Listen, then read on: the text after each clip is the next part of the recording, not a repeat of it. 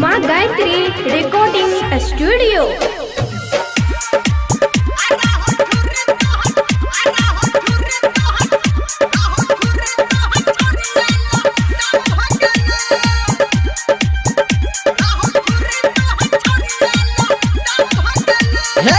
छोट रहो टुकला आम भगेलो, छोट रहो टुकला आम भगेलो, रहो ठुरी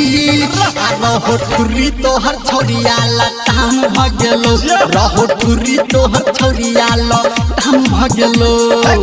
छोट रहो टुकला आम भगेलो, छोट रहो टुकला आम भगेलो, रहो ठुरी तोहर छोरिया लताम भगेलो, रहो ठुरी तोहर छोरिया लताम भगेलो। बुझली गे डीजे गुट मधुबनी, डीजे गुट मधुबनी, डीजे गुट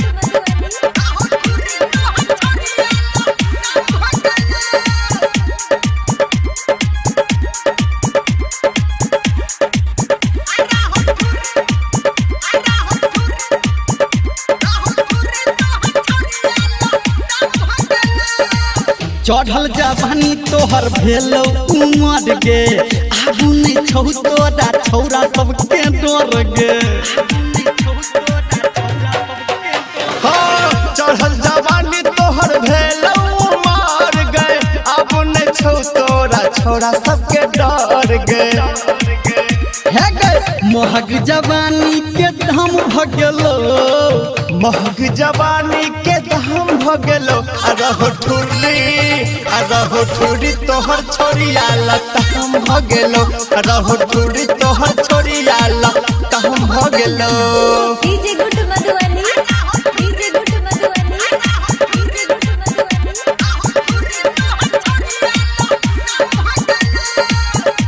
अभी आप सुन रहे हैं सावरिया म्यूजिक।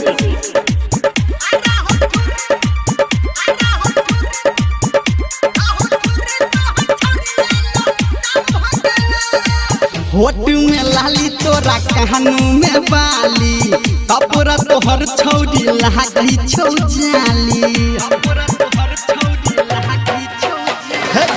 होठ में लाली तोरा कान में बाली, कपड़ा तोहर छोरी लागै छौ जाली। फूलमतिया से फूल नाम भगेलो, फूलमतिया से फूल नाम भगेलो, रहो ठुरी तोहर छोरिया लताम भगेलो, रहो ठुरी तोहर छोरिया लताम भगेलो।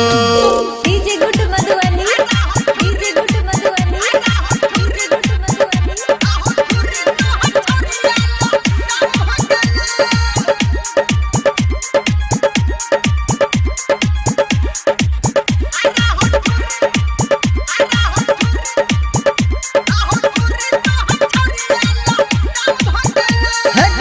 कहो धर्मेंद्र झुनझुन वाला, तोरा जवानी के तोर तहु के साला। कहो अमरेंद्र झुनझुन वाला, तोरा जवानी के तोर तौगे ताला। राइटर संतू से काम भगेलो, संजय गौतम से काम भगेलो, रहो ठुरी तोहर छोरिया लताम भगेलो, रहो ठुरी तोहर छोरिया लताम भगेलो। कोना के